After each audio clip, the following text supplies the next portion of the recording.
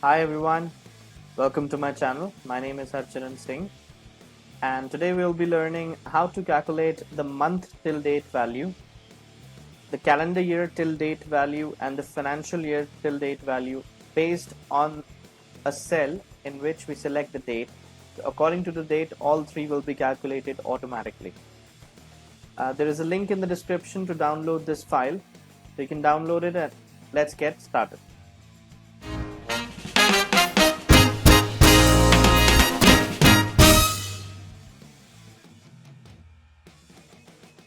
So I've created this file which shows the month-on-month numbers of sales and other parameters. And here we calculate the month till date, calendar till date, calendar year till date, and financial year till date values depending upon this cell value or the date that we select. So according to the date that we select, this will change. So for month till date, this will match exactly the month for June. So if you see this and this will be same if we select June. For calendar year, it should be from here till June summation of these cells. So if you see, this summation is 203, which is coming here. Similarly, from April till June, the summation is 100, which is reflecting here. So today we'll be automating this and creating a sheet which will do this for us automatically. So I'll copy the data. I've created another sheet which has the data only, no other formulas. So let's start. First of all, we need to insert three helper rows at the beginning.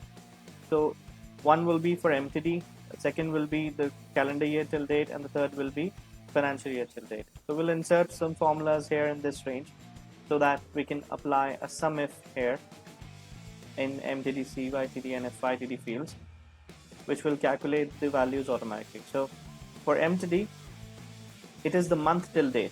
So this date should be this month and the year should be equal to the month that we select here. Equal to if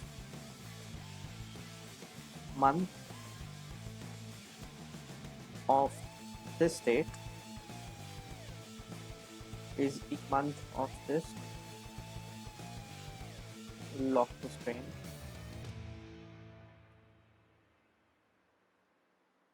And we'll insert another criteria of logical reasoning using AND.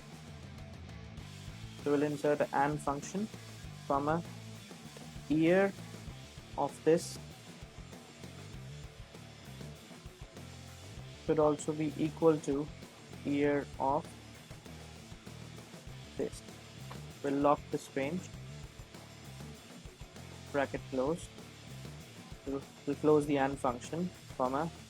If this is true, it should give us MTD.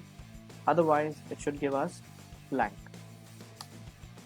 So I'll copy this formula and drag this along. You see, in June month, MTD appears because it's the same month which we have selected here. If we change it, it will move to the other month. So that's the first formula. Now we'll apply the formula for calendar year. For calendar year, it's very simple. Simply, it will be the year of this month. So equal to year and this, bracket close, enter. I'll copy and drag this. Now the year should only reflect till the time this value is not greater than these months. So for example, I've selected July, so this value should appear only till July, and the other cells which is greater than July, this should be blank. So I'll insert the condition here if this, which is the date that we select, I'll lock the range, is less than this, then it should give us a blank, otherwise this. So I'll copy this formula and put it here. You see, after July it's giving us a blank because this date is greater than this. So that's for calendar year till date. And for financial year, we'll apply this formula, equal to if the month of this is greater than 3, because a financial year starts from the 4th month, then year of P5 plus 1, otherwise we should only get year of P5. Bracket close, enter. If we drag this, you see in April the year has changed. So for April it's giving us 2022, which is the financial year, and for Jan, Feb, March it's giving us 2021, because that was the financial year. Similarly, we have to insert a function here itself, because this is appearing after, like for August onwards also there is a value here, so we need to remove this value, which it should be blank.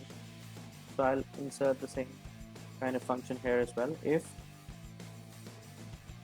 this value f4 is less than this, then it should give us a blank, otherwise it should use this formula. I'll copy and paste it here. So we have applied the functions for all MTD, CYTD and FYTD. Now we need to apply a SUMIF here, so that it calculates the MTD and CYTD and FYTD automatically. So the formula will be SUMIF. Sum range will be this, comma, criteria range 1. For MTD we will refer to this row, so we'll select this, comma, the criteria will be MTD, so I've mentioned that in the cell itself, so I'll select this, press F4 to lock the cell, bracket close, enter.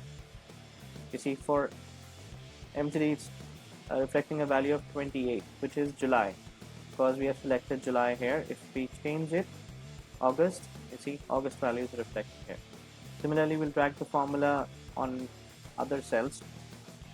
Sorry, I have not locked the range, so you need to carefully lock the range if you don't want your ranges to move. Similarly, we need to lock this range, which is the MTD one. So I'll go on to this and press F4 to lock it. So I've made a separate video on locking of this range, the $sign. I'll put the link in the description. You can go and learn. If you want to learn that in detail, you can see that video. And I'll copy this formula here, and for case size it will be sales into different rows divided by the count of products sold. So this will be the average case size. Headcount, same formula. This is the man months for headcount. Active man months, okay, and active headcount will be active divided by total. Similarly, we'll apply the formula for calendar year till date. So equal to SUMIF. Sum range will again be this row, comma, for calendar year will refer to the second row from here. So you need to ensure both the ranges start from the same cell and end at the same cell. Otherwise, the SUMIF function will give you an error. So I'll press F4 to lock this range because we don't want it to move down. Comma, we want to look 2021 because that's the calendar year. So I have mentioned that in the cell here. I'll click on that and press F4 to lock it. Bracket close, enter. 253. Let's just check it. Calendar year till date. So till August, from January, it should be 253. Yep, it is.